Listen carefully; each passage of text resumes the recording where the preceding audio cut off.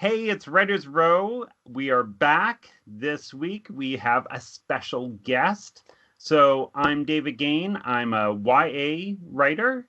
I write a series of young adult murder mysteries called the Shepherd and Wolf Mysteries. Along with me is DC. DC Wright-Hammer, science fiction thriller writer for the Between Two Minds series.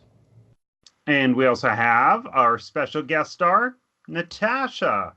Yep, Natasha Dee, and I am a paranormal romance slash suspense writer. Awesome.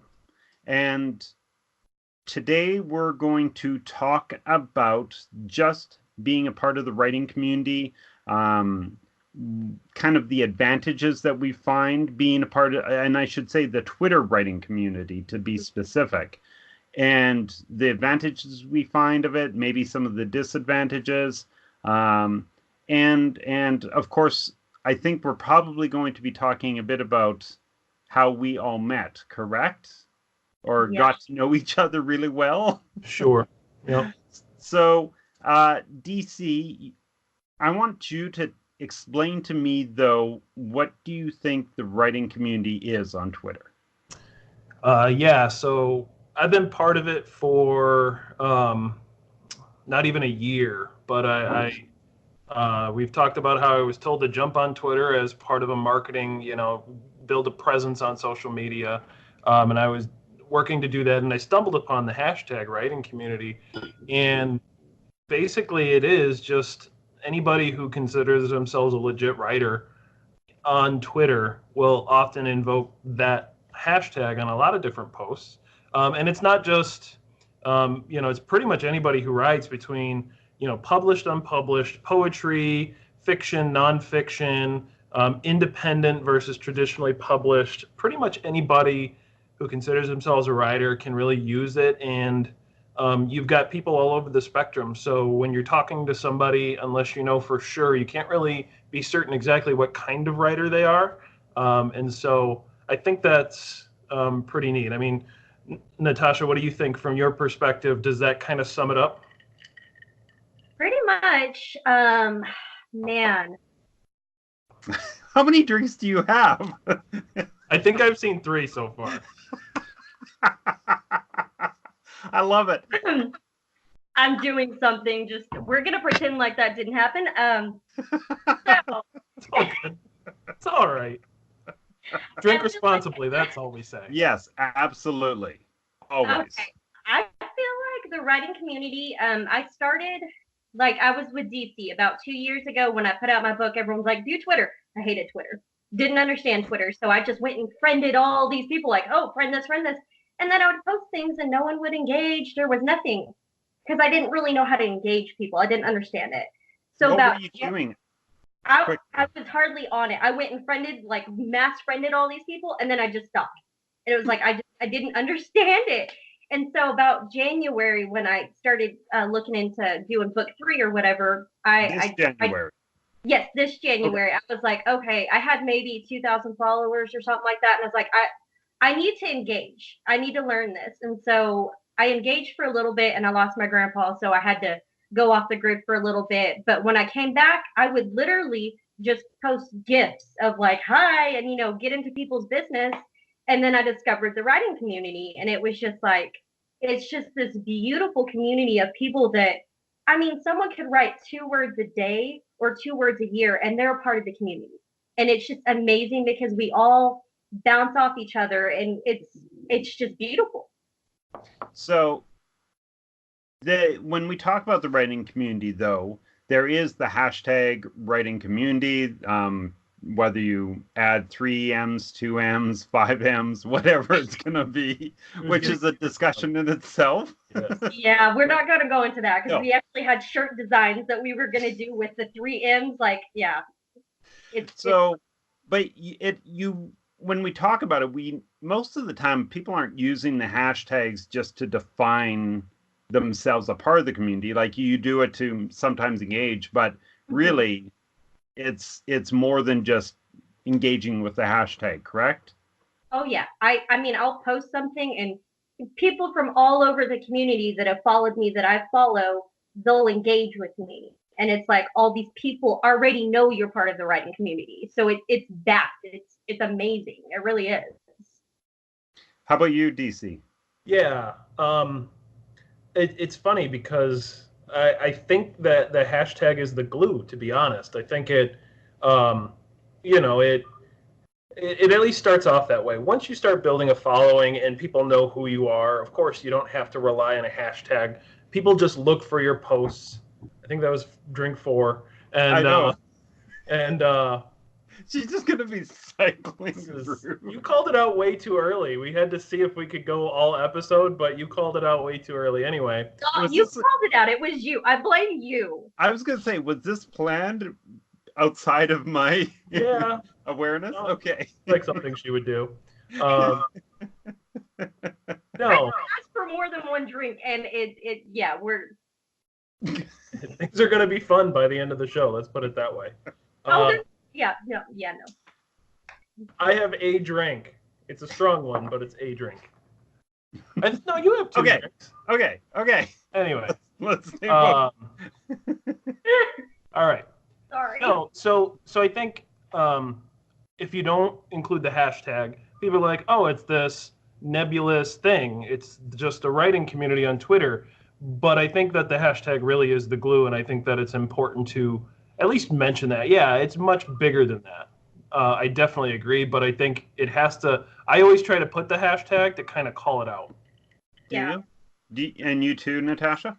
I don't as much as I should. I think it's because I've got imposter syndrome. It's like, okay, I'm part of this community, but I feel like, like it's weird. I've got to learn to do better about it.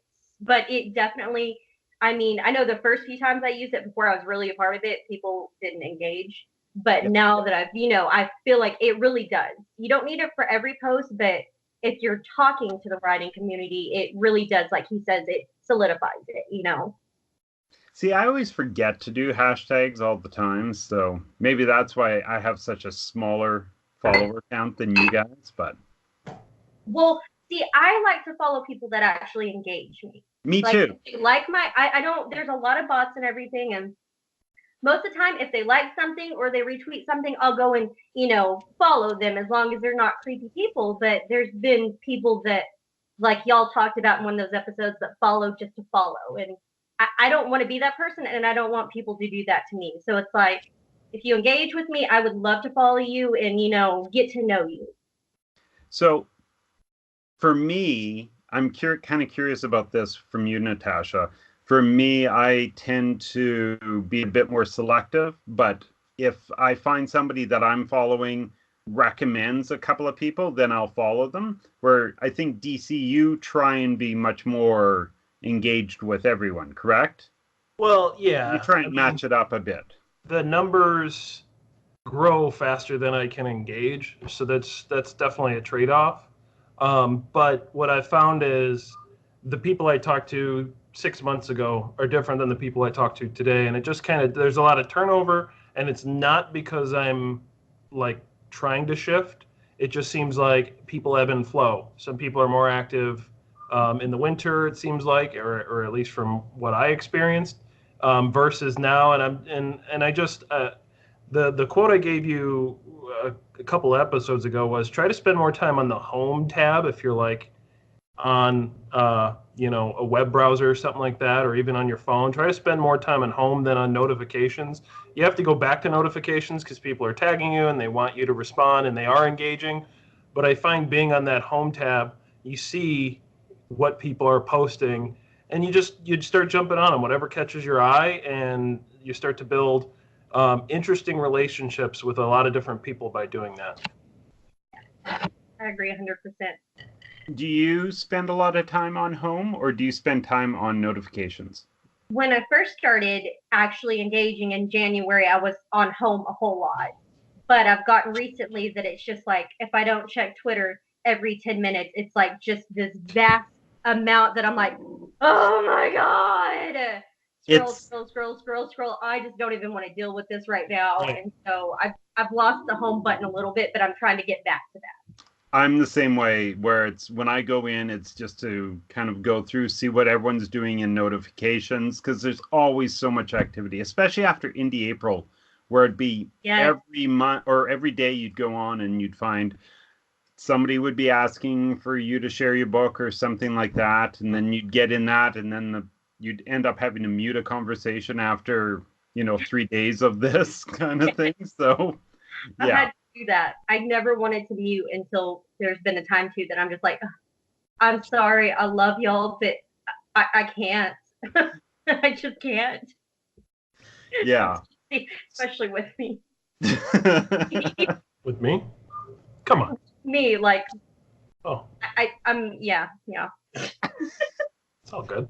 Okay, so let's talk about the elephant in the room. How we started getting to know each other. So, do you like, all right. Okay, so do you want me to do the quick summary? Well, yeah, go ahead. It started with you. So you were doing your giveaway. How many followers was it? 5,000. You hit 5,000 followers. You tried to give away a bunch of stuff. And the evening, it was a Sunday, I believe, was the day it started, right? I can't remember. I thought it was a Monday, but I could be wrong. Oh, okay. You might be right. I actually closed the tab, so I don't have it in front of me. Oh, but you were trying to do the giveaway. There was some confusion as to whether people had won or not had won, but not because of you, just people kind of looking in at the last moment. You were a part of that night, right, Natasha? Or did you come in after? There's been so much that you don't remember. I just remember y'all started gifting me at one point, and it was just like, oh, it's on. Oh, it's so on. I love these guys. It's fantastic. Okay, so then what had happened was somebody had said something about actually screwing up on your contest, and I tried to say try again, and it came out try again because I typed it on my phone, and that's the worst thing for me to do. Late night texting on the phone, that's the end of me. That's why I have to change that all the time. And immediately, Sandy, I think, right, was the first one who caught me on it. And then Rebecca caught or had built on, I think, mentioning a gang. And suddenly Trey Gang was born out of this weird, basically it was like just a screw up. And people basically attacked me, gave me a hard time. It's like that's the better word. Gave me a hard time about it, and I just kind of rolled with it, and I didn't turn it into a thing. And I think it went all that night until just after your giveaway, because you finished up the giveaway, and then you wanted to be a part of it, and everyone had kind of disappeared. Right. And then the next day, we started laughing about it again and really started into it. And then we kind of just started carrying it along, doing basically puns about trays, gifts about trays. There was tray stories, which were taking plot summaries of other shows and sticking mentions of trays into them. Like my favorite that I think I did was Saving Private Trey or something, or Traying Private Ryan. That was what I called it. Or was that you, DC? That was me. Thank you. That was you? Okay. Yes. That was one of the favorites that you did that I did. What? I did it, but you think you did it because it was so good. Well, I always do the quality work on there. And then, oh my God. I like it. I approve.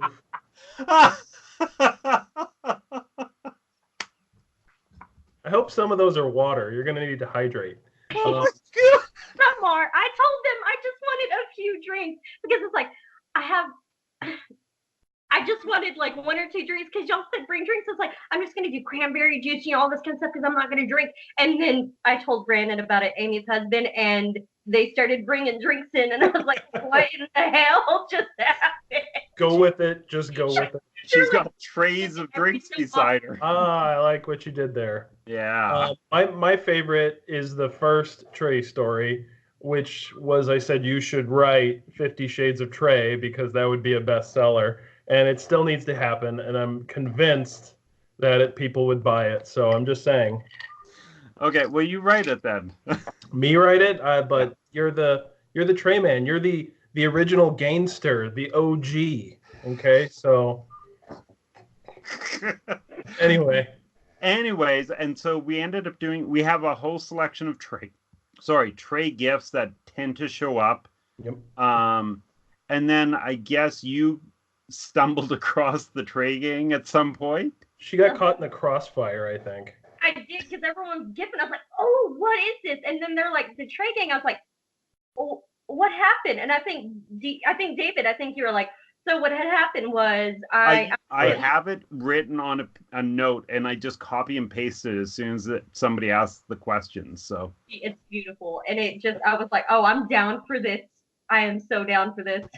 And then I think I voted you in, and my votes always consist of, vote GIF or gift tray for them to be in, gift tray for them to not be in, and then I always say they're already in anyway. It doesn't matter, because I think that the Trey gang really is, to some extent, the area of the writing community or, social media in general where you can have fun little goofy things like that. But the only way that I'll ever be part of those and continue to be part of them is if they're accessible. So I don't want this exclusive, we're better than you type of any kind of click or something like that. That's not who I am. And so when people stumble upon it, there's some, is this person going to take it too far? Are they going to GIF in a way that's not appropriate or something like that? And there's always that risk. But we've been doing it for over 3, almost 4 months, three and some months. And, people tend to get it. They see that it's goofy, it's puns, it's, making fun of each other, but, keeping it to a limit and just kind of having fun with it. And so I think that is something we sort of pick up from the writing community. It's supportive, but it's hilarious, and we can do these kinds of things. And the best part is when people do stumble upon it. They're like, so what is this Trey gang thing? Out of nowhere, they run into a random thread or they run into the hashtag, and it's great. And then I have to do the meerkat, because to me, when someone says, did someone say Trey gang? And it's really us coming out of the ground, and it's like, you don't even know what you got yourself into. Yeah. I had someone, I think it was John. I have several different people, but at one point he was literally like, are you in every single thread, Natasha? I remember that night. Yeah. I remember that. Okay, so no, but what happened was... Oh, it's beautiful, though. I love it so much. Well, one of the reasons I really wanted to bring up Trey gang and the writing community today was also because I joined in January. I think that showed up in February. And like Natasha, I was really struggling, just kind of spinning my wheels, trying to figure out how to use Twitter at the time. And I've been on there for 10 years, but I had put it off because I never really had anyone to visit with on Twitter. I had people, but not to the extent that the writing community is. And then what I found was DC actually came and answered a question that I had about my website, and that's how I got to know him. But it was really just in passing, right? We didn't know each other that well, but I'm pretty sure the Night of Trey Gang's beginnings really cemented it. And then when you came in, Natasha, same thing. I found I was finding a community in the writing community, because really there's a lot of people in the writing community. And whenever you do those share some people that are, on Twitter, and then you're getting it a day later and there's just names you've never even seen or heard of or anything like that. It just, you don't realize how big that community is. And, I would stumble in. I always imagined myself, I was the guy at a party who would be like, a couple of people would be having a conversation. I'd be like, hey, how you doing? What's going on? Oh, that's awesome. Oh, really cool. That's cool. Awesome. Bye. And then I'd like bail out. And then Gane kind of became this community where I was like, oh, I'm a part of this conversation and engaged. And then I got to know a lot of people, and not just in passing, because that was the one kind of thing I was finding in the first part of Twitter was I wasn't really getting to know anyone. Now, I know the day that I was like, hey, DC, why don't we just Skype this conversation instead? I knew we were moving to a different kind of form of we got a little serious there. We to the next level. Am I going to be invited to the wedding? I mean, it's pretty exclusive. I don't know if it's going to be that kind of a relationship, but I think Rebecca's picture of us as stepbrothers really defined it. Yeah, I haven't seen that. Okay, well, I don't know. We'll have. Now that you've mentioned it, do I have to put it in the video when I edit it? I don't think you need to. We could just do a link to it. Yeah. Okay. I think you just put it in there. Show up. I'll probably flash it up on the screen so people don't have to look for it. Okay. Maybe or not. It's bonus for people who have watched the show and made it this far in this episode. Okay, there you go. And I'll put a teaser of it in the description. Don't worry. Okay. So, and someone in the comments better link the time so people can skip right to it, because that's awesome. So, no, so I think DC. What's that? Any other final thoughts about the writing community? Well, yeah, I mean, it basically is I don't know, an island of misfit toys to some extent. It takes, the hungry, the castaways. It takes people who, I didn't consider myself very much part of anything going into Twitter. I had a little bit of a following on Facebook, but that was mostly friends and family and probably some mechanical Russians or two. But not really anything that I felt that I contributed to regularly or that took an interest in me. And on Twitter, the more I engaged, the more I got engagement back, the more people responded. And, it's still people interacting with people, or you hope they're real people. And I think there's a tax that you pay, an emotional investment that you have to have if you want to do it legitimately. And there's some risk in that. And I think as writers, we put a lot of ourselves in our writing, and that's already pretty emotionally, something that we have to kind of build ourselves up and make sure that we do regularly, we do well, we take seriously, and then we have to go be this person on social media. Now, I try to make that person as much myself as possible, but of course, we all have to kind of wear, to some extent, a little bit of a mask. We have to have some, and for women on the writing community and women on social media in general, I mean, they have to be on guard all the time. I understand that. That's something that's interesting to me. And that spills over to people who will take advantage of anybody, not just women or other groups. But and so I think the writing community to me is really, it looked like a mirage to begin with. It's like, is that really water in the distance, or is that something, is that not really as good as it looks? But when you get there, it really is paradise. It really is it's got its ups and downs, but I don't think I would be in the place I am today without it. And I think it's pretty awesome that it's self-policing. People in there will handle shit. I'm going to use the first curse word. I think that's the first curse word of this episode. They will handle the shit if it gets out of hand. And that's the second one. Did you? You did too now. Okay. It's out of control. Right. Okay. Now I've got to count. But no, the fact that I don't know. It's really cool. And so I'll leave it at that. I've talked too much. Do you have any other final thoughts, Natasha? I agree completely that, I mean, I feel like a little while back, I was just down. I had issues with personal stuff, and I felt like I was a failure. And I feel like that from time to time, and I've been building, that's something I've got to work on daily. But I was just having one of those days, and I kind of like tweeted about it in the sense of so people knew why I was silent, because I don't like just going silent, people not knowing. I had people blowing up my inbox. I had people blowing up the Twitter, and I'm just like, I wasn't expecting anything, like any kind of response, or I just wanted people to know, and it was just like, I get bullied in real life. People, I get pushed aside. I'm the weird one, and it's like this community means so much to me because I have found my people. They don't think I'm this weirdo.